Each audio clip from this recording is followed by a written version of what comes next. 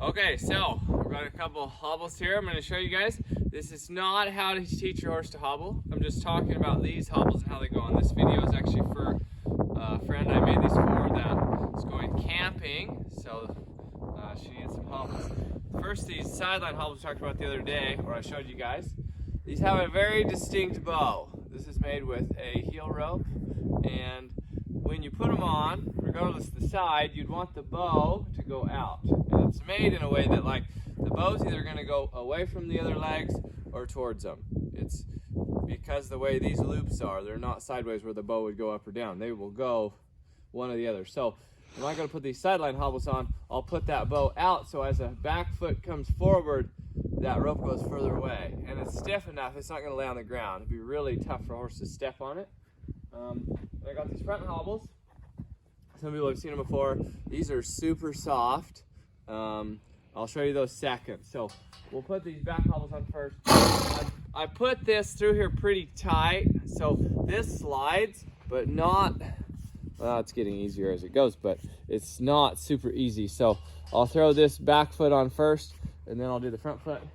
One downside to these hobbles, you do have to pick the foot up to get them on. But it's still not going to be overly tough to do. Like I said, you keep in mind which way your bow's going to go. Now for me, I'm going to pick this foot up and I'm going to set it forward. I'm going to set it down up here. If your horse can't do that, you probably shouldn't have sideline hobbles on him. So that's one key when we do. Pretty soon we'll make you guys a hobble video, and that'll be one of the keys. Is like they need to soften these feet to a rope on them. Okay, we'll get this front one on. And then we'll slide both of these to the knot there. Now, even though this rope's stiff, this is really unlikely to push slack into there. And it's also got room here because those knots, and those knots are big and solid.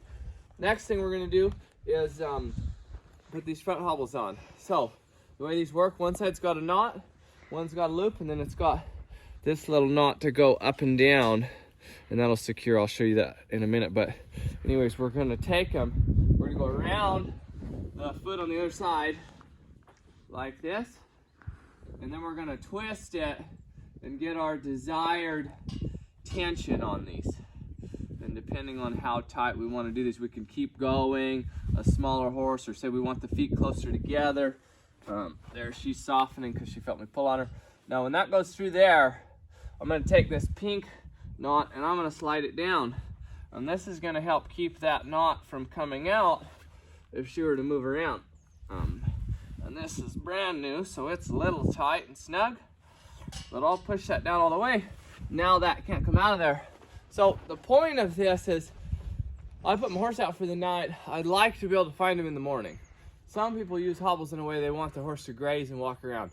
We generally don't. If we hobble them, we want him to stay there. So if she were to jump up and try to go forward, this sideline hobble would stop that. And yeah, she might fall on her knees a couple times, but obviously this horse is trained. She's probably not been hobbled in 6 months or a year, but she's trained. She understands. She gives her feet. Every time I pulled on a foot, you saw her give it. She might move and test it right here, which is okay. I don't mind. Just kind of show you guys. She's like aware that there's some ropes on her feet, and what she was trying to do is, as I was turning, she was following me because I just did a little liberty with her, so she was like looking for me. You stay there. She kind of thinks she's supposed to follow me right now, but that's how those two things will work.